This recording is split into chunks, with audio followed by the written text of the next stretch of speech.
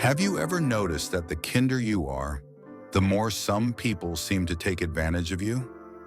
Why is it that kindness, which should earn respect, often leads to being overlooked, ignored, or even mistreated? If you've ever felt like people take your generosity for granted, stick around. Because today we're breaking down 6 reasons why kindness can actually make people disrespect you, and more importantly, how Stoic wisdom can help you navigate this challenge. Reason 1. Kindness is mistaken for weakness. Next, let's look at how kindness can sometimes backfire. Picture this. You're always the first to offer help at work. You stay late, pick up extra tasks, and never complain.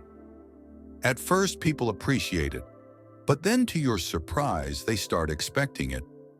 And when you finally say no, they act offended.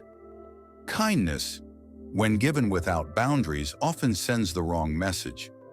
You see, in Stoicism, Marcus Aurelius reminds us, "You have power over your mind, not outside events. Realize this, and you will find strength." However, many people mistake constant kindness for submission, and then without delay, they begin assuming they can demand more from you rather than appreciate what you already give. Typically, the natural response is to feel frustrated or even betrayed. But then before you know it, you start questioning why your generosity is met with entitlement instead of gratitude. And very soon after, it becomes clear, the more you tolerate, the less people value you. To everyone's surprise, kindness without firm limits can become an open invitation for mistreatment. I remember a time when I learned this lesson the hard way. A few years ago, I was working on a major project, and a colleague frequently asked for my help. At first, I was happy to assist. After all, teamwork is important.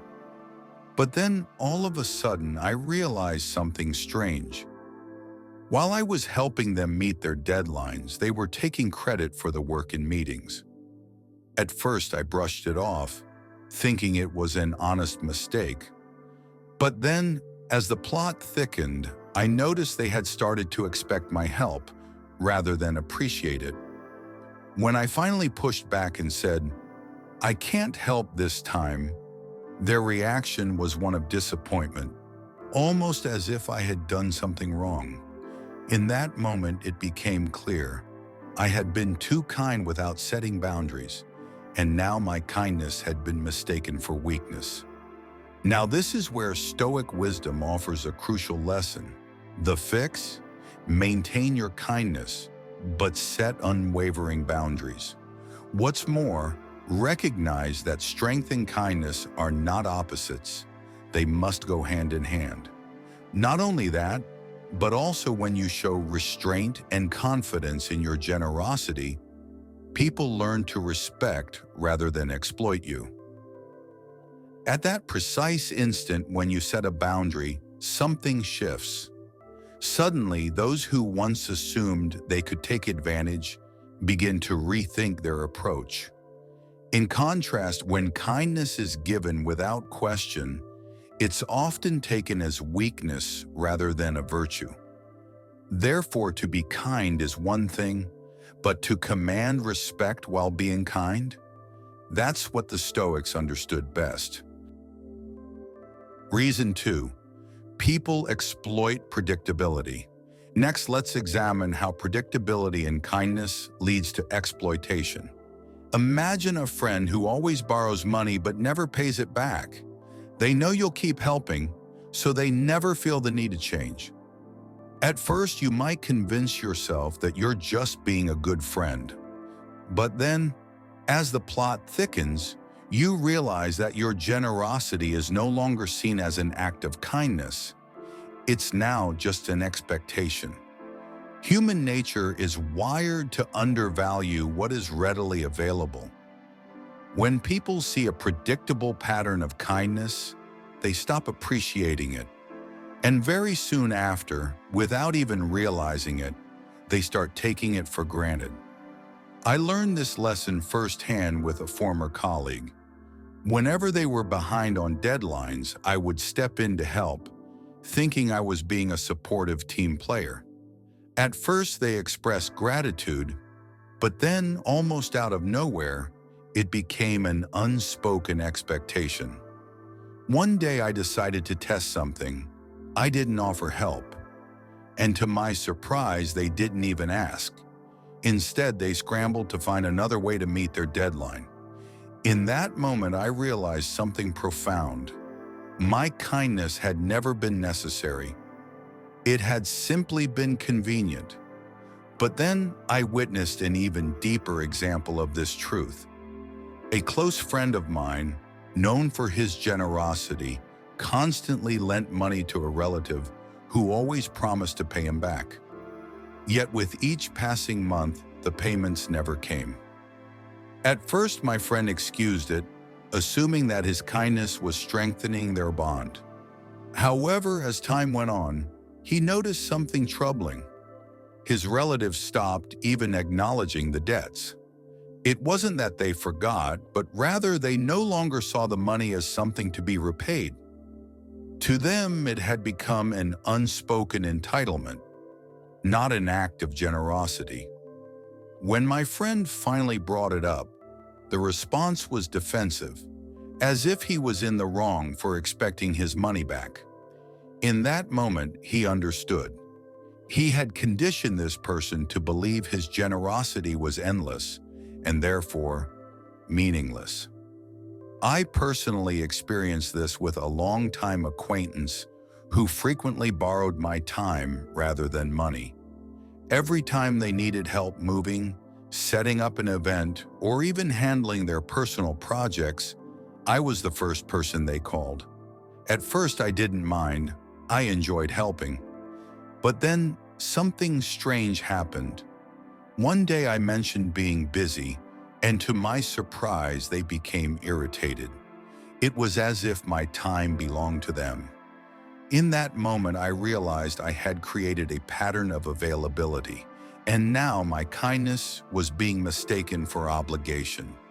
From that day on, I made a conscious effort to set limits on my time. And just like that, the dynamic changed. The Stoics understood this well. Seneca wrote, "A gift is not generous if the giver expects nothing in return, but neither is it truly appreciated if it is given too freely." In other words, kindness must have boundaries to maintain its value. So what's the solution? Be kind, but not predictable. What's more, learn to distribute your generosity wisely. Help when it truly matters, not just because it's expected. And most importantly, remember this: kindness is powerful only when it's intentional. When given without thought, it ceases to be an act of generosity and instead becomes a habit that others assume will always be there. Reason 3. Kindness without strength loses respect. You see, kindness is powerful when paired with strength. But when offered without confidence, it can seem like submission. Imagine a leader who constantly gives in to their team's every demand. Do they gain respect, or do people see them as weak? Epictetus taught, "We cannot control how others treat us, but we can control how we respond." A Stoic remains calm but firm.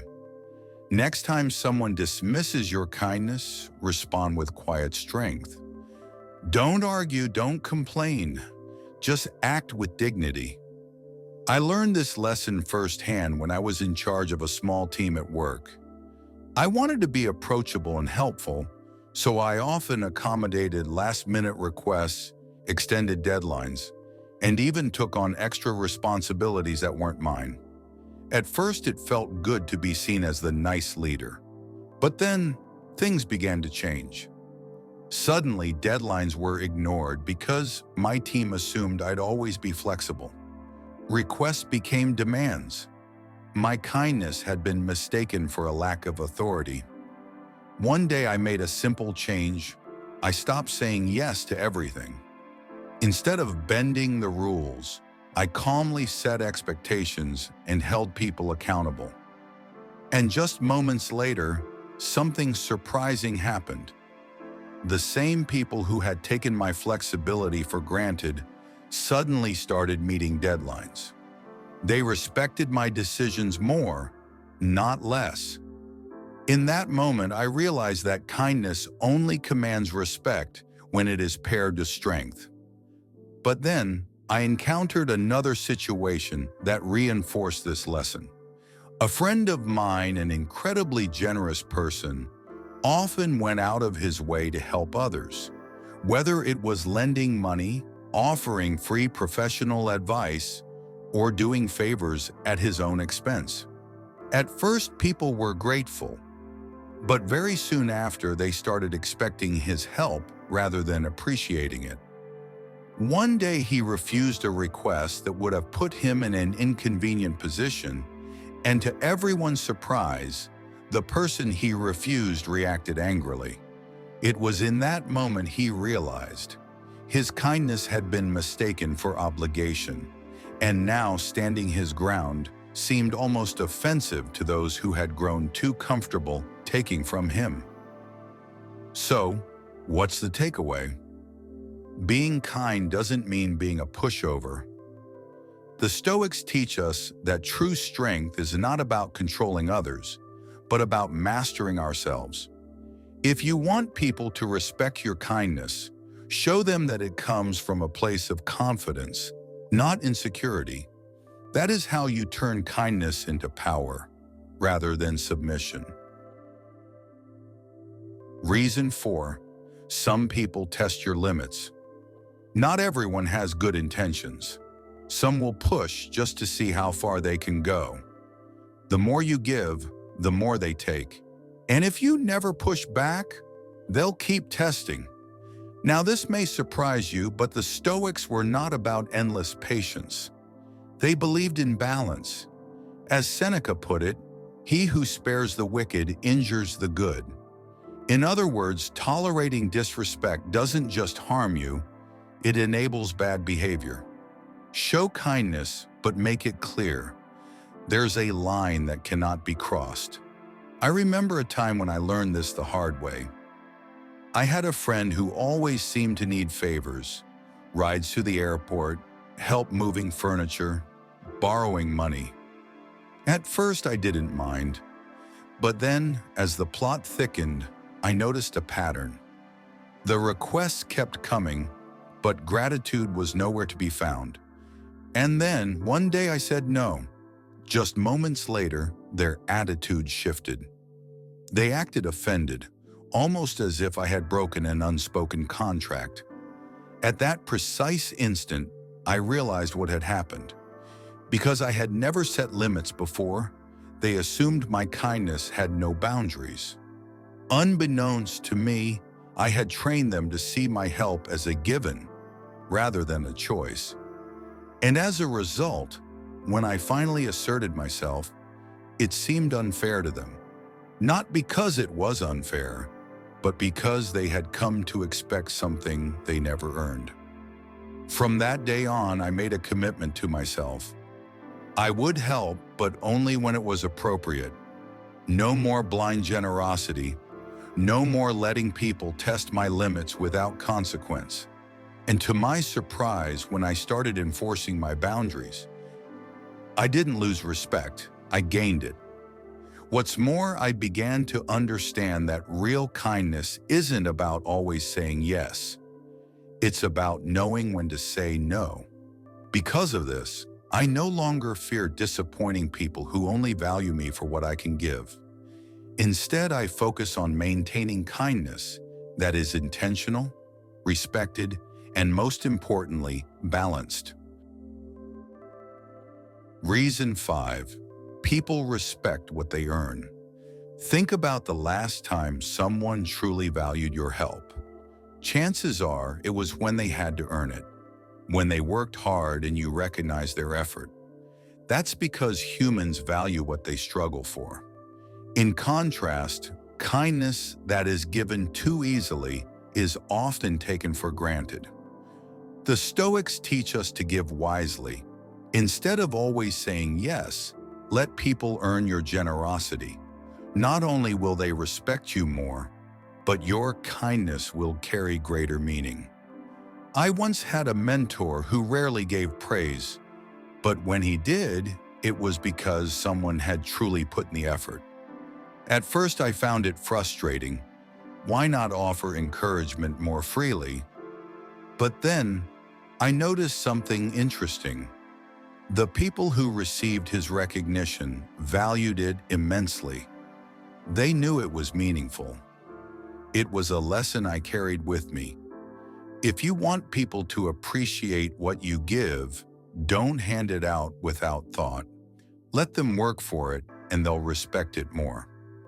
This idea extends beyond the workplace. Imagine a parent who buys their child every toy they ask for versus a parent who teaches their child to save up and earn what they want. The second child will value their possessions more because they had to put effort into acquiring them. The same principle applies to kindness. If you make it too easy, people won't see its worth. So, how do you apply this in your life? Start by observing how people respond to your generosity. If someone appreciates and respects it, continue giving.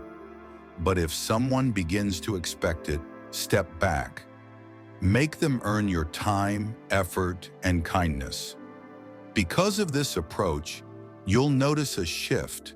People will start valuing what you offer rather than taking it for granted.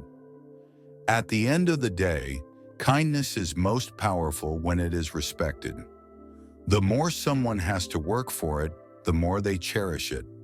And that is the true essence of Stoic wisdom. Reason 6, kindness must be paired with self-respect. This is the core of it all. If you don't respect yourself, no one else will. Kindness should never come at the cost of your dignity. If you constantly put others above yourself, people may subconsciously assume you are less important. As Marcus Aurelius wrote, "Do not waste what remains of your life in speculating about others. It is in your power to withdraw into yourself whenever you choose." Self-respect means knowing when to step back, when to say no, and when to prioritize yourself. When kindness is paired with self-respect, it commands respect from others. Picture this. You're always the first to help out, whether at work, among friends, or within your family. You show up for everyone even when you're exhausted, and then suddenly you realize something unsettling. People don't thank you as much anymore. They assume you'll always say yes. And when you finally need help, crickets. In that moment, it hits you. Your kindness has become expected, not valued. I learned this lesson firsthand when a friend would frequently ask for my help with personal projects. At first, I was happy to lend a hand. But then, as the plot thickened, I realized something strange.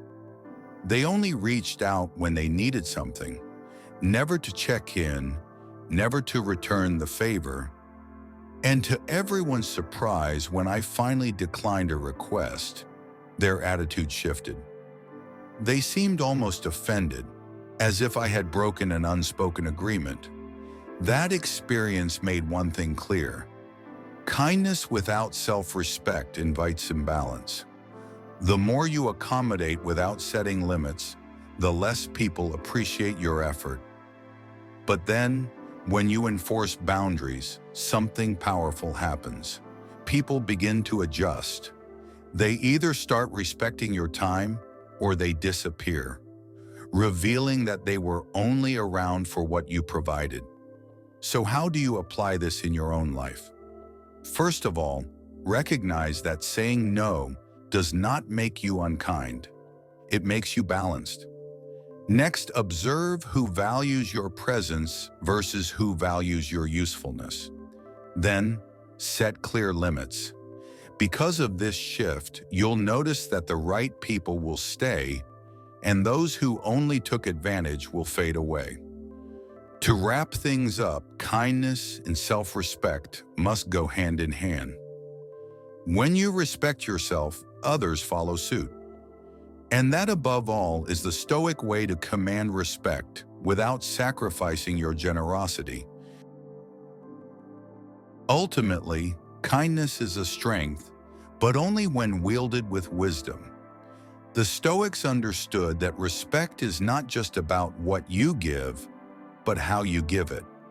So if you've ever felt disrespected for your kindness, remember this: you don't need to be less kind. You just need to be more mindful of how you show it. If this message resonated with you, consider subscribing for more Stoic insights on navigating life with strength, wisdom, and dignity. And remember, true kindness isn't about being liked, it's about being respected. Which of these reasons stood out to you the most? Drop your thoughts in the comments below.